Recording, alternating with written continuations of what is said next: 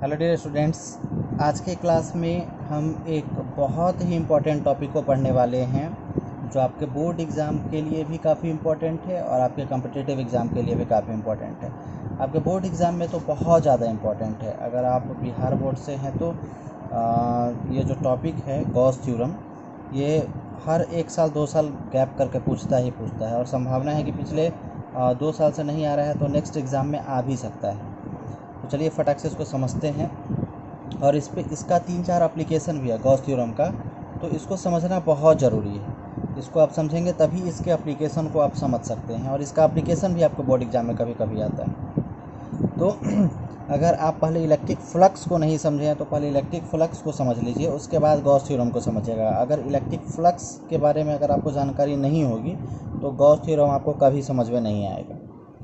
तो अगर आप इलेक्ट्रिक फ्लक्स अच्छे से समझे हैं तभी इस गॉस थ्योरम को पढ़िए, नहीं तो पहले इलेक्ट्रिक फ्लक्स को पढ़ लीजिए। उसका लिंक इस वीडियो के डिस्क्रिप्शन में रहेगा, वहाँ से आप पहले इलेक्ट्रिक फ्लक्स को पढ़ लीजिए फिर इसको पढ़िए। तो चलिए फटाक से स्टार्ट करते हैं। गॉस थ्योरम, कहीं कहीं आपको गॉस थ्योरम मिलेगा और कहीं कहीं आपको गॉस लॉ भी मिल सकता है, दोनों एक ही बात है।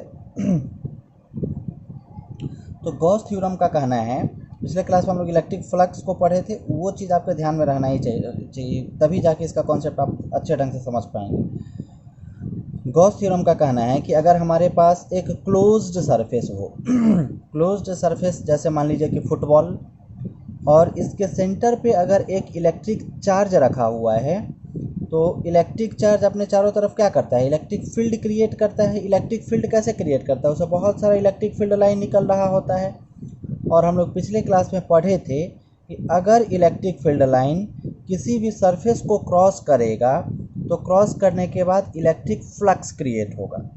तो गॉस थ्योरम का कहना है कि अगर किसी क्लोज्ड सरफेस के अंदर एक चार्ज रखा हुआ है और उस चार्ज के कारण जो इलेक्ट्रिक फ्लक्स क्रिएट होगा वो इलेक्ट्रिक फ्लक्स 1/ε0 टाइम्स होगा उसके अंदर, जो स्फीयर के अंदर जो चार्ज रखा हुआ है उस चार्ज के। एक बार इसका डेफिनेशन हम लिखते हैं फिर उसके बाद समझेंगे उसको। गॉस थ्योरम का कहना है, it states that the total electric flux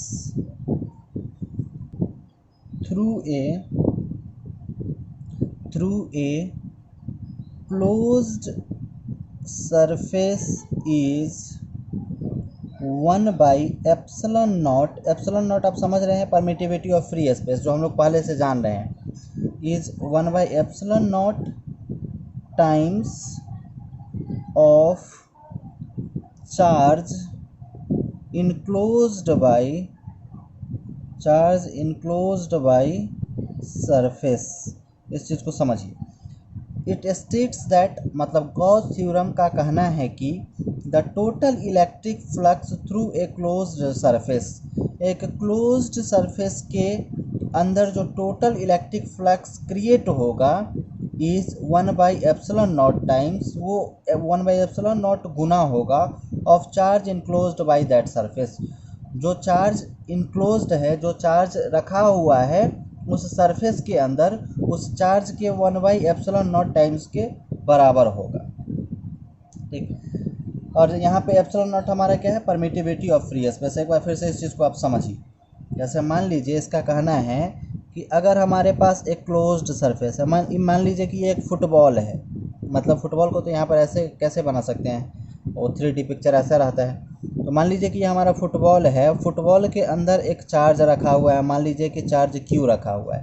तो चार्ज के कारण क्या होगा, चारों तरफ इलेक्ट्रिक फील्ड लाइन निकलेगा, और इलेक्ट्रिक फील्ड लाइन ये फुटबॉल के सरफेस को क्रॉस करेगा तो क्या होगा, इलेक्ट्रिक फ्लक्स क्रिएट होगा।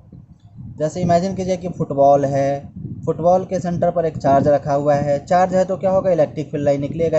इलेक्ट्रिक फील्ड लाइन निकलेगा तो उसके सरफेस से क्रॉस करेगा, किसके सरफेस, फुटबॉल के सरफेस से क्रॉस करेगा। तो हम लोग पिछले क्लास में पढ़े थे इलेक्ट्रिक फ्लक्स में कि इलेक्ट्रिक फील्ड लाइन किसी भी सरफेस से क्रॉस करेगा तो इलेक्ट्रिक फ्लक्स क्रिएट होगा।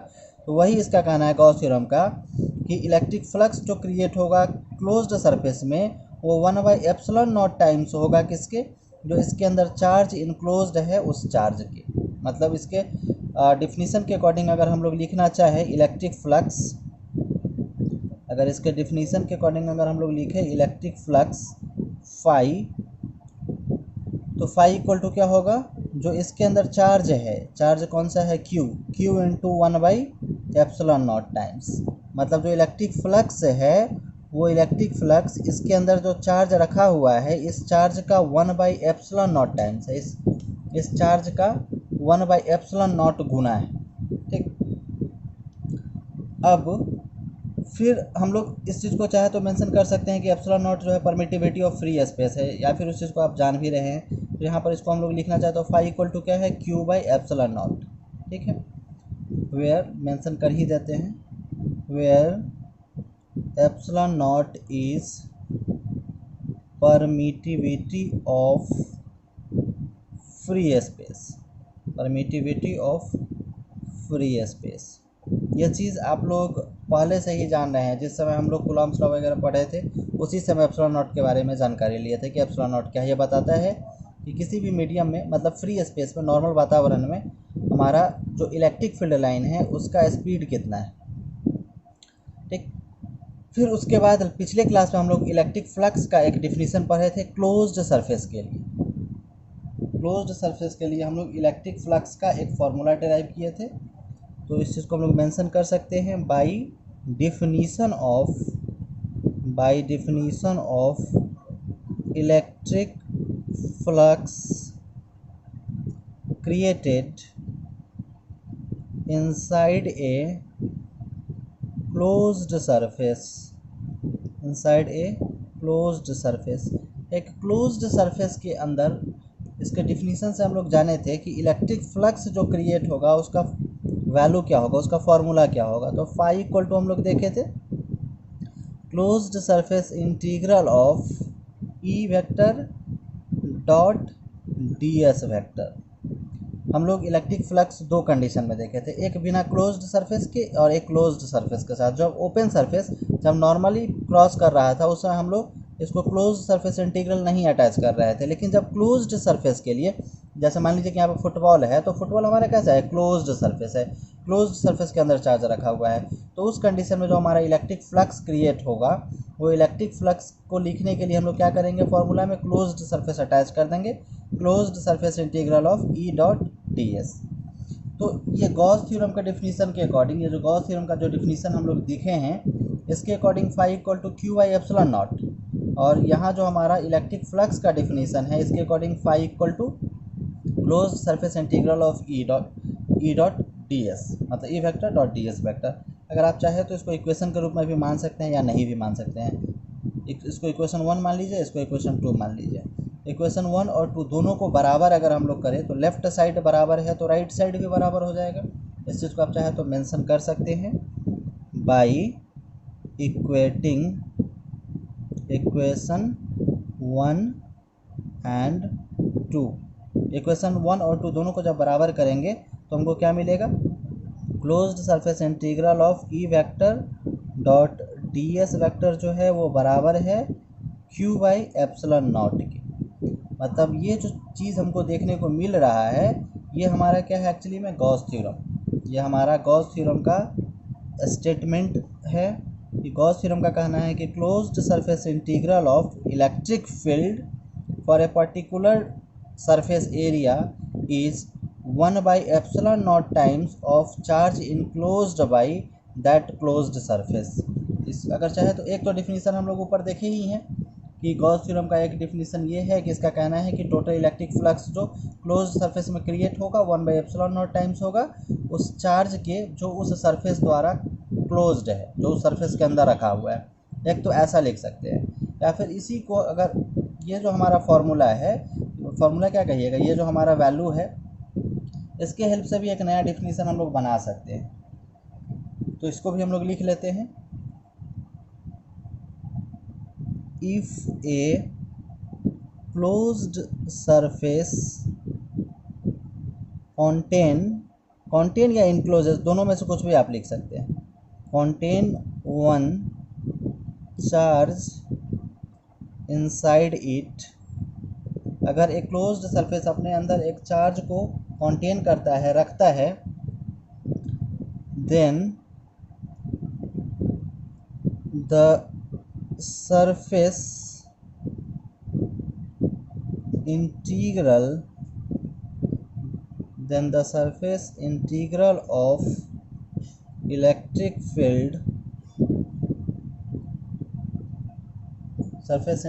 of electric field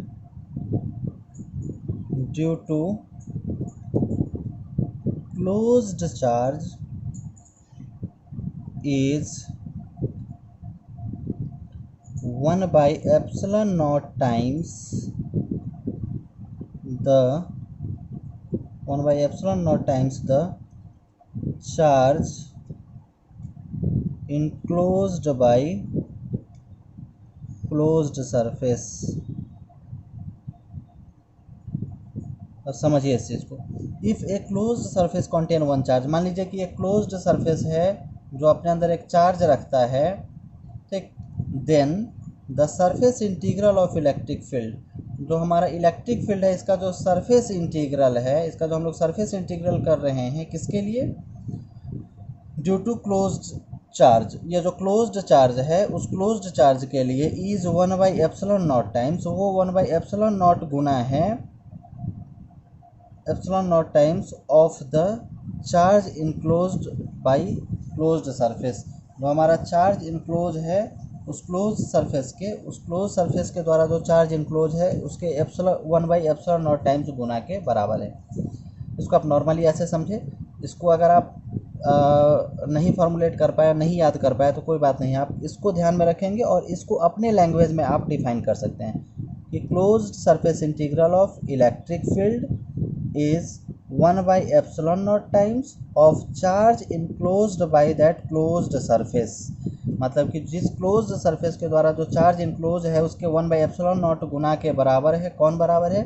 closed surface of integral, close surface integral of electric field intensity. अगर आप चाहें तो इस डिफिनीशन को स्किप भी कर सकते हैं, बस इसको आप याद रखेंगे कि ये आपका मेन इंपॉर्टेंट चीज़ है, इसको याद रखेंगे। और उसके बाद यहाँ से डेराइव करते हुए आप यहाँ पे आ जाएंगे। अब यहाँ पे इसको हमको प्रूफ करना है। ये तो गॉस थ्योरम का स्टेटमेंट हो गया। अगर 2 मार्क्स में आता है कभी कभी गॉस थ्योरम तो आप यहाँ तक लिखेंगे, यहाँ तक लिख देंगे, ठीक, और यहाँ तक लिख देंगे तो बहुत बेहतर है, 2 में 2। और अगर 5 मार्क्स में आता है तो पहले आपको इस गॉस थ्योरम के पूरे स्टेटमेंट को लिखना है, फिर उसके बाद ये जो चीज़ है यहाँ जो डिफिनीसन है इसको हमको प्रूफ करना है, ठीक। तो आगे हम लोग इसका प्रूफ देखेंगे, आगे हम लोग मेंशन करेंगे to proof Gauss theorem, to prove, capital ही लिखना चाहिए, टू प्रूव गॉस थ्योरम। अब गॉस थ्योरम के स्टेटमेंट को लिखते हुए अब हमको गॉस थ्योरम को प्रूफ करने के बाद प्रूफ करने के बारे में विचार करना चाहिए। तो गॉस थ्योरम के बारे में सबसे पहली बात हम लोग क्या जान रहे हैं कि सबसे पहले हमारे पास एक क्लोज्ड सरफेस है जिसके अंदर एक चार्ज है और ये चार्ज क्या कर रहा है, इलेक्ट्रिक फ्लक्स क्रिएट कर रहा है। अब देखिए चार्ज है तो चार्ज से चारों तरफ इधर इधर इधर इधर इधर इधर इधर इधर चारों तरफ इलेक्ट्रिक फील्ड लाइन निकल रहा होगा। तो इसमें से एक इलेक्ट्रिक फील्ड लाइन को हम लोग शो कर देते हैं। मान लीजिए कि एक इलेक्ट्रिक फील्ड लाइन इधर जा रहा है, जाएगा ही जाएगा, हर तरफ जाएगा। तो ये जो इलेक्ट्रिक फील्ड लाइन जा रहा है जब इस सरफेस को क्रॉस करेगा, फुटबॉल के इस सरफेस को क्रॉस करेगा, तो हम लोग जानते हैं कि इलेक्ट्रिक फील्ड लाइन जब सरफेस को क्रॉस करता है तो इलेक्ट्रिक फ्लक्स क्रिएट होता है। मान लीजिए कि ये इलेक्ट्रिक फील्ड लाइन कुछ ई है, ठीक। हम लोग इलेक्ट्रिक फ्लक्स में इन चीज़ों को समझे थे कि जब इलेक्ट्रिक फील्ड लाइन सरफेस को क्रॉस करेगा और जहाँ से क्रॉस करेगा, जिस सरफेस से क्रॉस करेगा, अगर सिंगल इलेक्ट्रिक फील्ड लाइन के बारे में हम लोग बात करें तो यहाँ का सरफेस एरिया क्या होगा, बहुत छोटा सा सरफेस एरिया होगा जिसको हम लोग क्या नाम दे रहे थे, एरिया वेक्टर। तो यहाँ जो एरिया वेक्टर होगा, यहाँ जो एरिया वेक्टर है वो एरिया वेक्टर क्या है, बहुत छोटा सा एरिया, डीएस वेक्टर है या फिर डीए वेक्टर भी आप लिख सकते हैं, दोनों में से कुछ भी लिख सकते हैं। तो सबसे पहले हमारे पास क्या है, एक क्लोज्ड सरफेस एरिया है कोई भी, इसके सेंटर पर एक चार्ज है, चार्ज के कारण इलेक्ट्रिक फील्ड लाइन निकल रहा है और इलेक्ट्रिक फील्ड लाइन इसके सरफेस से क्रॉस कर रहा है। और जहाँ से सरफेस से क्रॉस करेगा वहाँ पर छोटा सा हमारा एरिया वेक्टर होगा ds वेक्टर, और ये जो इलेक्ट्रिक फील्ड लाइन है ये हमारा E है। इलेक्ट्रिक फील्ड लाइन को इसमें या वेक्टर लगा सकते हैं, इलेक्ट्रिक फील्ड लाइन हमारा वेक्टर क्वांटिटी है। और मान लेते हैं कि इसका रेडियस कुछ r है, यहाँ से यहाँ के बीच का डिस्टेंस कुछ r है, ठीक। और अगर इलेक्ट्रिक फील्ड लाइन को वेक्टर फॉर्म में लिखना हो तो हम लोग क्या करते हैं, बताते हैं कि ये जो हमारा डिस्टेंस r जिस डायरेक्शन में है उसी डायरेक्शन में हमारा इलेक्ट्रिक फील्ड भी है। मतलब इलेक्ट्रिक फील्ड का डायरेक्शन हमारा किधर, इलेक्ट्रिक फील्ड इंटेंसिटी का जिधर हमारा r है, तो यहाँ पर हम लोग r कैप भी शो कर सकते हैं यूनिट वेक्टर के रूप में, जब हम लोग इलेक्ट्रिक फील्ड का वैल्यू लिखेंगे उसके लिए, ठीक है। अब इन सारी चीज़ों को हमको बात बना के लिखना चाहिए। मतलब हर एक थ्योरम में आप लोग को हम बताते हैं कि जो भी यहाँ पर गिवन स्टेटमेंट है उसको आप अपने लैंग्वेज में लिख दीजिए। तो इसमें क्या सब दिया हुआ है, consider a closed surface containing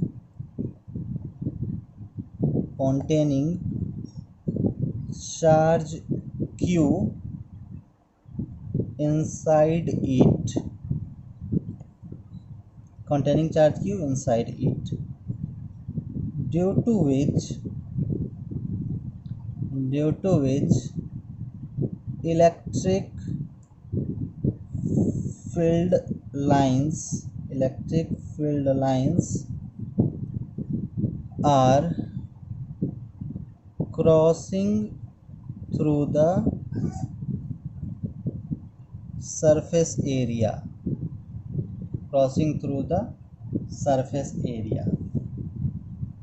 ठीक। मतलब इलेक्ट्रिक फील्ड लाइन जो है इसके सरफेस एरिया से क्रॉस कर रहा है, मतलब इलेक्ट्रिक फील्ड यहाँ पे हमारा क्रिएट हो रहा है।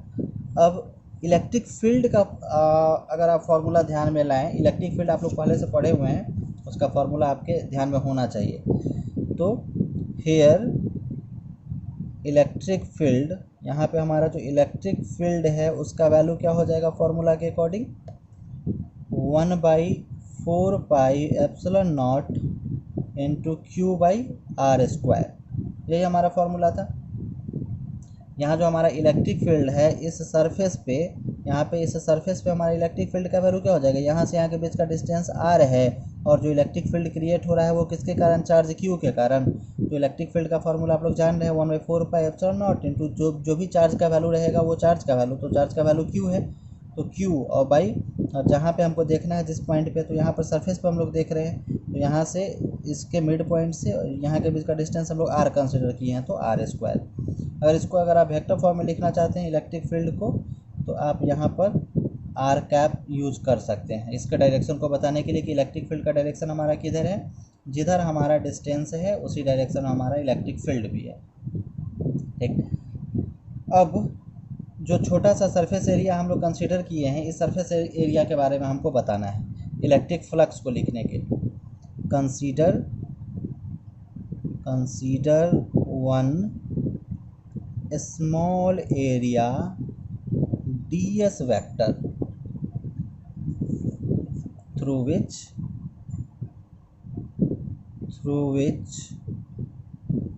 Electric field line is crossing. मान लीजिए कि हम लोग एक छोटा सा एरिया ds वेक्टर ले रहे हैं जिससे हमारा electric field line E vector हमारा क्रॉस कर रहा है, तो इस कंडीशन में हमारा क्या होगा, इलेक्ट्रिक फ्लक्स क्रिएट होगा। हम लोग जान रहे हैं कि अगर किसी भी एरिया से हमारा इलेक्ट्रिक फील्ड लाइन क्रॉस करेगा तो हमारा इलेक्ट्रिक फ्लक्स क्रिएट होगा। और पिछले क्लास में इलेक्ट्रिक फ्लक्स वाले क्लास में हम लोग समझे थे कि अगर एक सिंगल इलेक्ट्रिक फील्ड लाइन के बारे में हम लोग विचार करेंगे और छोटा सा एरिया से क्रॉस करेगा तो क्या होगा, छोटा सा इलेक्ट्रिक फ्लक्स क्रिएट होगा। तो यहाँ पर इस कंडीशन में जो छोटा सा एरिया हम लोग ds वेक्टर लिए हैं, उस कंडीशन में इलेक्ट्रिक फ्लक्स का वैल्यू हम लोग लिखना अगर चाहें, so electric flux created in this situation, इस सिचुएशन में जो हमारा इलेक्ट्रिक फ्लक्स क्रिएट होगा फाई, वो हमारा फाई नहीं क्या होगा, डी फाई। इलेक्ट्रिक फ्लक्स को हम लोग फाई से डिनोट करते हैं, लेकिन छोटा सा इलेक्ट्रिक फ्लक्स क्रिएट होगा तो उसको हम लोग डी फाई कंसीडर कर देंगे, ठीक।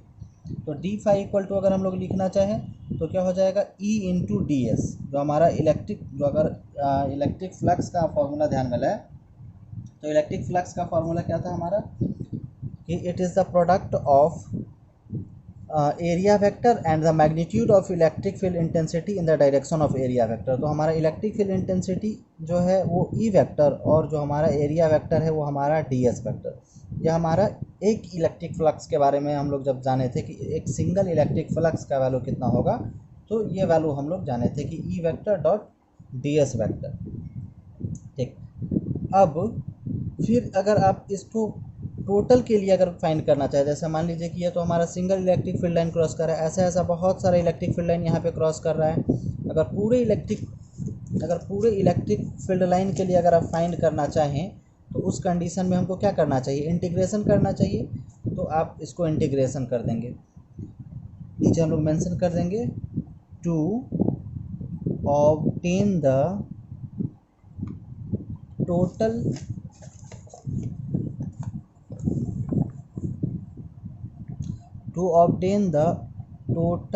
electric flux through the closed surface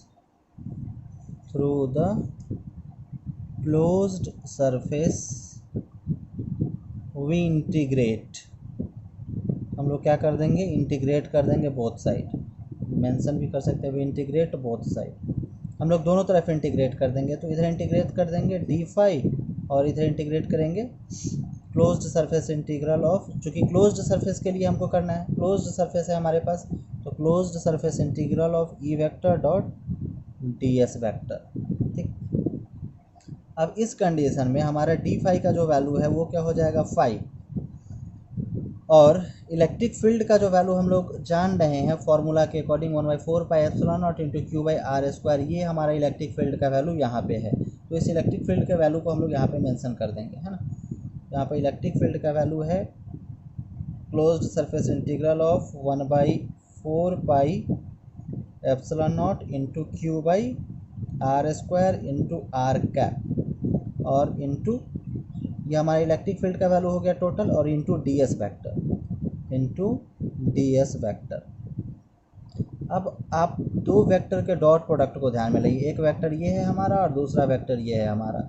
दो वेक्टर के डॉट प्रोडक्ट को अगर आप ध्यान में लाएं तो आप लोग पढ़े थे A vector dot B vector बराबर होता है ए बी कॉस थीटा, मतलब इसका मैग्नीट्यूड इंटू इसका magnitude into cos theta, theta दोनों वेक्टर के बीच का एंगल। ठीक, तो phi equal to close surface integral of 1/4 pi epsilon naught into Q by R square, और आर कैप हमारा क्या है, यूनिट वेक्टर है, तो यूनिट वेक्टर का मैग्नीट्यूड कितना होगा 1, तो इसका मैग्नीट्यूड हम लोग डाल देंगे 1 इंटू डी एस वेक्टर। तो डी एस वेक्टर का मैग्नीट्यूड कितना है, डी एस ही है इसका मैग्नीट्यूड।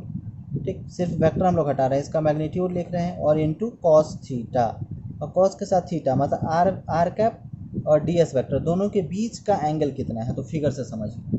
जो हमारा आर कैप है, आर कैप का डायरेक्शन इधर है, और डी एस वेक्टर जो है हमारा एरिया वेक्टर के डायरेक्शन के बारे में हम लोग पढ़े थे लास्ट क्लास में, कि एरिया वेक्टर का डायरेक्शन हमारा सीधा बाहर की तरफ होगा, मतलब एरिया वेक्टर का जो डायरेक्शन यहाँ पे हम लोग शो किए हैं, एरिया वेक्टर का भी डायरेक्शन इधर ही है, और आर कैप डायरेक्शन भी हमारा इधर ही है, मतलब दोनों डायरेक्शन एक ही दिशा में, दोनों हमारा सेम डायरेक्शन में, आर कैप भी और डी एस वेक्टर भी।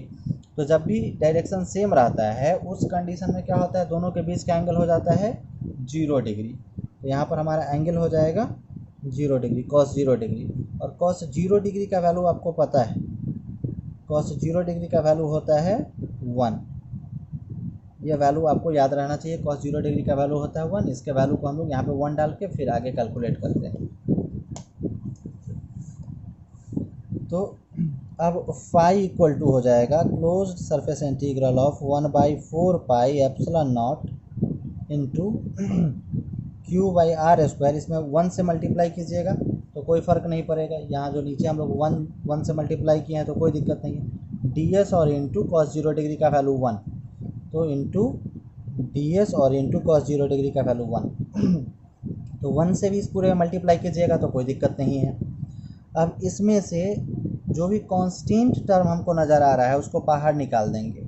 इंटीग्रेशन का रूल हम लोग जानते हैं कि कांस्टेंट को हम लोग क्या कर देते हैं बाहर। तो फाई इक्वल टू अगर हम लोग लिखें तो इसमें कांस्टेंट टर्म क्या है 1/4 पाई एप्सिलॉन नॉट, ये कांस्टेंट है। क्यू भी कांस्टेंट है, तो क्यू को भी आप चाहे तो यहाँ पे डाल सकते हैं, Q/4 पाई एप्सिलॉन नॉट बाहर। और आर भी हमारा कांस्टेंट है, मतलब चार्ज जो है समझिए कांस्टेंट कैसे है। 1/4 पाई एप्सिलॉन नॉट तो जान रहे हैं, इसका फिक्स्ड वैल्यू होता है 9 × 10⁹, ये कांस्टेंट है। जो चार्ज क्यू है, मान लीजिए यहाँ पर जो भी चार्ज का वैल्यू रखा हुआ है वो कांस्टेंट रहेगा, उसका वैल्यू कभी नहीं बदलेगा। फिर यहाँ जो आर है, ये आर भी हमारा कांस्टेंट है, क्योंकि रेडियस यहाँ से यहाँ तक फिक्स रहेगा हमेशा, तो आर भी कांस्टेंट है, आर भी फिक्स है, मतलब आर भी कांस्टेंट है, आर भी बाहर, मतलब Q/4 pi epsilon naught R square बाहर। 1 से मल्टीप्लाई कीजिएगा 1 खत्म, अंदर क्या बचेगा सिर्फ ds, close surface integral of ds। मतलब इसमें बदलने वाला, इसमें वैरी करने वाला कौन है, सिर्फ सरफेस एरिया। मतलब ये जो हमारा सरफेस एरिया है, ये सरफेस एरिया ही सिर्फ वैरी करेगा। मतलब मान लीजिए यहाँ पे बहुत सारा छोटा छोटा सरफेस एरिया होगा। फुटबॉल को आप इमेजिन कीजिए, फुटबॉल के ऊपर एक छोटा सा एरिया है, वैसा क्या हो सकता है, बहुत सारा, हज़ारों लाखों सरफेस एरिया हो सकता है, बहुत सारा छोटा छोटा सरफेस एरिया। तो इस कंडीशन में हमको इसको इंटीग्रेट करना है। और आप यहाँ पे सरफेस एरिया को देखिए, अगर ऐसा सारे सरफेस एरिया को अगर हम लोग जोड़ दें, एक साथ अटैच कर दें सारे सरफेस एरिया को, तो हमको क्या मिलेगा, एक फुटबॉल मिल जाएगा। मतलब फुटबॉल के ऊपर ऐसा बहुत सारा सरफेस एरिया है, सारे सरफेस एरिया को अगर हम लोग एक साथ अटैच कर दें तो हमको एक फुटबॉल मिल जाएगा। मतलब फुटबॉल हमारा किस शेप का है, स्फेरिकल है, स्फेयर के शेप का है, गोला के शेप का है। तो उस कंडीशन में जो एरिया हमको मिलेगा, इसको इंटीग्रेट करने पर सारे स्मॉल सरफेस एरियाज़ को अटैच करने के बाद जो टोटल सरफेस एरिया हमको मिलेगा, वो सरफेस एरिया किसका है, स्फेयर का है। मतलब यहाँ पे इंटीग्रेशन के बाद हमको स्फीयर का सरफेस एरिया मिलेगा। मतलब कि phi equal to Q/4 pi epsilon naught into R square, और इंटू इसके इंटीग्रेशन के बदले हम लोग लिख सकते हैं सरफेस एरिया ऑफ स्फीयर। ठीक है, मतलब कि ये ds के सरफेस, इसके इंटीग्रेशन के बदले हम लोग लिख सकते हैं सरफेस एरिया ऑफ स्फीयर, क्योंकि इसको इंटीग्रेट करेंगे सारे छोटे छोटे एरिया को, तो हमको किसका एरिया मिल जाएगा, स्फीयर का सरफेस एरिया मिल जाएगा। ठीक है, तो अब Q/4 pi epsilon naught into R square, और सरफेस एरिया ऑफ स्फीयर का फॉर्मूला आप लोग जानते हैं, 10th में आप लोग पढ़े थे, surface area of sphere 4 pi R square होता है। तो यहाँ पर हमारा अगर इस स्फीयर को आप देखेंगे तो इसका रेडियस है r, और फॉर्मूला होता है 4 पाई आर स्क्वायर। तो r यहाँ पे r ही है, तो यहाँ पर जो वैल्यू है फॉर्मूला का उसको हम लोग डाल देते हैं, surface area of sphere 4 pi R square. तो यहाँ पर जो भी कैंसिल होने वाला है उसको कैंसिल करवा दीजिए, 4 पाई से 4 पाई कैंसिल, आर स्क्वायर से आर स्क्वायर कैंसिल। अब यहाँ पे बचेगा क्या, फाई इक्वल टू ऊपर Q बचेगा और नीचे बचेगा एप्सिलॉन नॉट, मतलब फाई इक्वल टू Q/एप्सिलॉन नॉट। हम लोग स्टार्ट कहाँ से किए थे, हम लोग स्टार्ट किए थे यहाँ से, d फाई मतलब phi equal to close surface integral of E dot ds, मतलब phi equal to closed surface integral of E vector dot ds vector, है ना, इज इक्वल टू Q/एप्सिलॉन naught, is equal to finally हम लोग derive किए हैं Q/एप्सिलॉन not. अब जो इसका मेन जो थीम था, जो मेन चीज़ हमको प्रूव करना था, close surface integral of E vector dot ds vector equal to Q/एप्सिलॉन नॉट, मतलब इसको हमने प्रूव कर लिया। इसको हम लोग LHS से स्टार्ट करते हुए चले थे और RHS पे हम लोग चले गए, मतलब इसके हेल्प से ये वैल्यू हमको मिल गया, मतलब कि हमारा गॉस थ्योरम प्रूफ हो गया। ठीक है, तो यहाँ पे हम लोग लिख सकते हैं, हेंस हमको क्या मिला finally, close surface integral of E vector dot ds vector is equal to Q/एप्सिलॉन नॉट, ये चीज़ हमको मिल गया। So Gauss theorem is proof. Gauss theorem जो आपका बहुत इम्पोर्टेंट और काफ़ी मज़ेदार टॉपिक था, वो प्रूव हो गया। Gauss theorem is proof. एक बार फिर से हम लोग शुरू से इस चीज़ को रिकैप कर देते हैं 2 मिनट। सबसे पहले गॉस थ्योरम का क्या स्टेटमेंट था, गॉस थ्योरम का कहना है कि अगर आपके पास कोई एक क्लोज्ड सरफेस हो और क्लोज्ड सरफेस में अगर कोई चार्ज रखा हुआ हो, तो इस चार्ज के कारण जो इलेक्ट्रिक फ्लक्स क्रिएट होगा, इलेक्ट्रिक फ्लक्स कैसे क्रिएट होगा, इससे इलेक्ट्रिक फील्ड लाइन निकलेगा, और जब इलेक्ट्रिक फील्ड लाइन किसी सरफेस को क्रॉस करता है तो इलेक्ट्रिक फ्लक्स क्रिएट होता है। तो गॉस थ्योरम का कहना है कि अगर किसी क्लोज सरफेस के अंदर चार्ज रखा हुआ हो और इसके कारण इलेक्ट्रिक फ्लक्स क्रिएट होगा, तो वो इलेक्ट्रिक फ्लक्स 1/ε0 टाइम्स होगा, 1/ε0 गुना होगा किसके, उसके अंदर सरफेस के अंदर जो चार्ज रखा हुआ है उस चार्ज के, मतलब electric flux phi equal to हो जाएगा Q/ε0। ठीक, ये हमारा गॉस थ्योरम का स्टेटमेंट है। फिर उसके बाद इलेक्ट्रिक फ्लक्स का डिफिनीशन हम लोग देखे थे पिछले क्लास में। इलेक्ट्रिक फ्लक्स के डिफिनीशन के अकॉर्डिंग हम लोग फार्मूला मिला था क्लोज्ड सरफेस इंटीग्रल के लिए, मतलब कि क्लोज्ड सरफेस के लिए कि क्लोज्ड सरफेस का जो हमारा इलेक्ट्रिक फ्लक्स होगा वो बराबर होगा close surface integral of E vector dot d s vector के। अगर इसका डिफिनीशन आप नहीं पढ़े हैं तो पिछला क्लास एक बार फिर से देख लीजिए, उसको कर लीजिए, उसके बाद आपका क्लियर हो जाएगा। अब यहाँ पर दोनों कंडीशन हमारा इलेक्ट्रिक फ्लक्स सेम है तो लेफ्ट साइड सेम है, तो राइट साइड हम लोग इक्वेट करेंगे तो फाइनली हमको ये वैल्यू मिलेगा कि closed surface integral of electric field over a closed surface area is equal to 1/ε0 times of charge enclosed by that closed surface. मतलब जो हमारा क्लोज्ड सरफेस के अंदर चार्ज है वो 1/ε0 गुना है किसके, जो हमारा close surface of electric field intensity हम लोग निकालेंगे क्लोज सरफेस एरिया के लिए उसकी। ठीक, तो इस यहाँ अब इस चीज़ को हमको प्रूफ करना है। ये गॉस थ्योरम का मेन स्टेटमेंट हो गया। गॉस थ्योरम का पहले हमारा डिफिनीशन के अकॉर्डिंग ये हमको मिला है फाई इक्वल टू Q/ε0, और उसका अब स्टेटमेंट हमको ये मिल गया कि ये हमको प्रूफ करना है। अब इसको प्रूफ करने के लिए हम लोग सबसे पहले एकदम बेसिक से चलेंगे। सबसे पहले हम लोग क्या कर रहे हैं, एक क्लोज्ड सरफेस ले रहे हैं जिसका सेंटर पे चार्ज Q है, और जो हमारा क्लोज्ड सरफेस है मान लेते हैं स्फीयर टाइप है, इसका रेडियस R है, और जो इलेक्ट्रिक फील्ड लाइन इससे निकल रहा है, बहुत सारे इलेक्ट्रिक फील्ड लाइन, लेकिन सारी इलेक्ट्रिक फील्ड लाइन को हम लोग नहीं शो करेंगे, हम लोग सिर्फ एक ही इलेक्ट्रिक फील्ड लाइन को शो कर रहे हैं।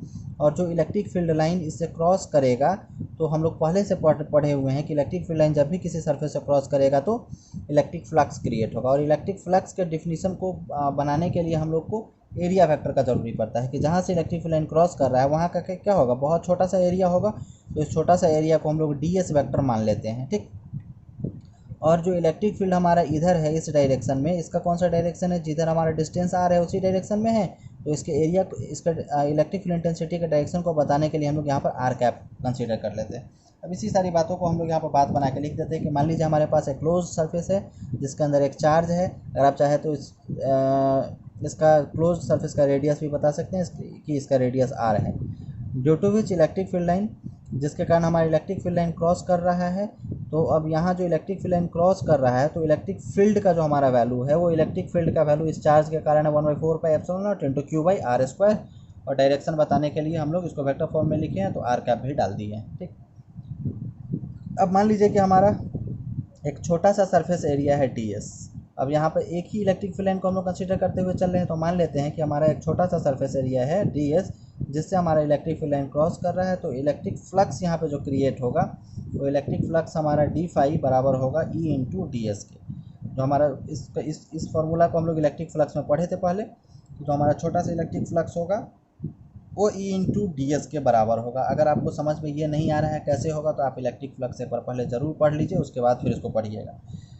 तो जो हमारा इलेक्ट्रिक फ्लक्स है, छोटा सा इलेक्ट्रिक फ्लक्स, एक बार डिफिनीशन को हम बता ही देते हैं। इलेक्ट्रिक फ्लक्स का कहना है कि electric flux is the product of area vector and the component of electric field intensity in the direction of area vector. तो इस दोनों का जो हमारा डॉट प्रोडक्ट है, इस डॉट प्रोडक्ट के बराबर हमारा इलेक्ट्रिक फ्लक्स हो जाएगा। और डॉट प्रोडक्ट करेंगे तो क्या हो जाएगा, E cos theta into DS। ठीक है, E cos थीटा हमारा क्या है, इलेक्ट्रिक फील्ड का कंपोनेंट है, और DS हमारा एरिया वेक्टर है। तो d∅ इक्वल टू है हमारा E vector into DS vector. अब यहाँ से हम लोग दोनों को अगर कंबाइन करें, यहाँ से अब हम लोग को छोटा सा इलेक्ट्रिक फ्लक्स का वैल्यू पता हो गया। एक इलेक्ट्रिक फील्ड लाइन के कारण हमको टोटल इलेक्ट्रिक फील्ड लाइन के कारण, जो इलेक्ट्रिक फील्ड लाइन चारों तरफ से क्रॉस कर रहा है, इस टोटल इलेक्ट्रिक फील्ड लाइन के कारण हमको नेट इलेक्ट्रिक फ्लक्स का वैल्यू अगर पता करना हो तो हम लोग क्या करेंगे, इसको इंटीग्रेट कर देंगे दोनों तरफ से इंटीग्रेट करने के बाद हमको यह वैल्यू मिल जाएगा phi equal to close surface integral of E dot DS। अब इलेक्ट्रिक फील्ड का जो वैल्यू है हम लोग ऑलरेडी फाइंड किए हुए, इस इलेक्ट्रिक फील्ड का वैल्यू यहाँ पे डाल दिए और इंटू DS वेक्टर, और फिर इसका और इसका डॉट प्रोडक्ट करेंगे तो AB cos थीटा के आधार पे हमारा यूनिट वेक्टर R कैप है तो इसका मैग्नीट्यूड 1 हो जाएगा, और DS वेक्टर का मैग्नीट्यूड DS हो जाएगा, और इंटू दोनों सेम डायरेक्शन में है, दोनों के बीच का एंगल 0 हो जाएगा। इलेक्ट्रिक जो हमारा DS है, एरिया वेक्टर का भी डायरेक्शन इधर ही है, और जो हमारा आर है इसका भी डायरेक्शन इधर ही है, तो दोनों के बीच का एंगल 0 डिग्री, तो cos 0 डिग्री का वैल्यू 1 है, 1 डाल दीजिए, सबको मल्टीप्लाई कर दीजिए, फाइनली हमको मिलेगा 1/4πε0 into Q/r² into ds into 1। ठीक, अब 1 से मल्टीप्लाई कीजिएगा किसी भी चीज़ को तो हमारा सेम ही रहेगा। अब ये सारा हमारा कांस्टेंट टर्म है, 1/4πε0 भी कांस्टेंट है, Q भी कांस्टेंट है, R भी कांस्टेंट है, सबको बाहर निकाल दीजिए, अंदर बचेगा सिर्फ ds और छोटा छोटा सरफेस एरिया है, इसको इंटीग्रेट करेंगे तो फुटबॉल पे मान लीजिए कि बहुत सारा छोटा छोटा एरिया है, सारे को इंटीग्रेट करेंगे तो आपको एक फुटबॉल का टोटल एरिया मिल जाएगा। तो फुटबॉल हमारा कैसा है, स्फेरिकल होता है, मतलब सरफेस एरिया ऑफ स्फेयर हमको मिल जाएगा। तो सरफेस एरिया ऑफ स्फेयर होता है 4πr², इसको कैंसिल करवा दीजिए, फाइनली फाई इक्वल टू हमको मिलेगा Q/ε0 और close surface integral of E dot ds equal to finally हम लोग प्रूफ कर लिए Q/ε0। ठीक है, तो यही हमारा गॉस थ्योरम है जो काफ़ी इंपॉर्टेंट है आपके बोर्ड एग्जाम में। 5 मार्क्स का क्वेश्चन, मतलब 5 मार्क्स से पूछेगा तो सिर्फ यहाँ से नहीं स्टार्ट कीजिएगा, यहाँ से यहाँ तक नहीं, आप पहले थोड़ा सा ये डाल दीजिएगा गॉस थ्योरम का स्टेटमेंट क्या है, गॉस थ्योरम का स्टेटमेंट करते हुए एटलीस्ट यहाँ तक आ जाइएगा, ये नीचे वाले चीज़ को नहीं भी लिखिएगा तो कोई दिक्कत नहीं है। यहाँ से करते हुए गॉस थ्योरम, यहाँ से स्टार्ट करते हुए आप यहाँ तक आ जाएंगे और फिर उसके बाद फिर आप यहाँ से इसको प्रूफ करना स्टार्ट करके और फाइनली यहाँ तक प्रूफ कर देंगे। तो फटाक से स्क्रीनशॉट ले लीजिए, शुरू से स्टार्ट करके आप यहाँ तक स्क्रीनशॉट ले लीजिए। उम्मीद है आप लोग यहाँ तक स्क्रीनशॉट ले चुके हैं। स्क्रीनशॉट लेने के लिए वीडियो को पॉज कर लीजिएगा, उसके बाद फिर फटाक से स्क्रीनशॉट ले लीजिएगा। उम्मीद है आप लोग यहाँ तक स्क्रीनशॉट ले चुके हैं। अब नीचे वाला स्क्रीनशॉट ले लीजिए, अब नीचे वाले पोर्शन का भी स्क्रीनशॉट ले लीजिए फटाक से। उम्मीद है आप लोग यहाँ तक का भी स्क्रीनशॉट ले चुके हैं। फिर आगे की तरफ हम लोग मूव करेंगे। अब चलिए फिर नेक्स्ट पेज का स्क्रीनशॉट ले लीजिए, इसका भी स्क्रीनशॉट ले लीजिए फटाक से। उम्मीद है आप लोग इसका भी स्क्रीनशॉट ले चुके हैं। अब इसका स्क्रीनशॉट ले लीजिए नेक्स्ट पोर्शन का। उम्मीद है आप लोग इसका भी स्क्रीनशॉट ले चुके हैं। अब चलते हैं फाइनल पेज में। अब इस टोटल का एक साथ स्क्रीनशॉट ले लीजिए। तो गॉस थ्योरम आपके बोर्ड एग्ज़ाम के लिए काफ़ी इंपॉर्टेंट है और साथ ही आपके कॉम्पिटिटिव एग्ज़ाम के लिए भी इंपॉर्टेंट है। अगर गॉस थ्योरम आप नहीं समझेंगे, अगर ये कॉन्सेप्ट आपके पास नहीं होगा तो आने वाला आपका 4-5 टॉपिक जो गॉस थ्योरम का एप्लीकेशन है वो आपको कुछ भी समझ में नहीं आएगा। इसलिए गॉस थ्योरम के एप्लीकेशंस को समझने के लिए इसको बेहतर ढंग से पढ़ के इसका प्रैक्टिस कर लीजिए। फिर नेक्स्ट क्लास में आपको गॉस थ्योरम का एप्लीकेशन बेहतर ढंग से समझ में आएगा और वो भी काफ़ी इंपॉर्टेंट टॉपिक है। इसको आप लिख सकते हैं गॉस थ्योरम को। ये आपके 5 मार्क्स का VVI नहीं, मोस्ट VVI क्वेश्चन है, मतलब इसके आने का बहुत संभावना है। मतलब हर 1-2 साल गैप करके गॉस थ्योरम पूछता ही पूछता है और पिछले 2-3 साल से नहीं पूछ रहा है, तो संभावना है कि नेक्स्ट ईयर ये पूछ सकता है। ठीक है, फिर मिलते हैं हम लोग नेक्स्ट क्लास में। तब तक आप लोग अपना ख्याल रखिएगा, अच्छे से रहिएगा। तब तक के लिए बाय बाय।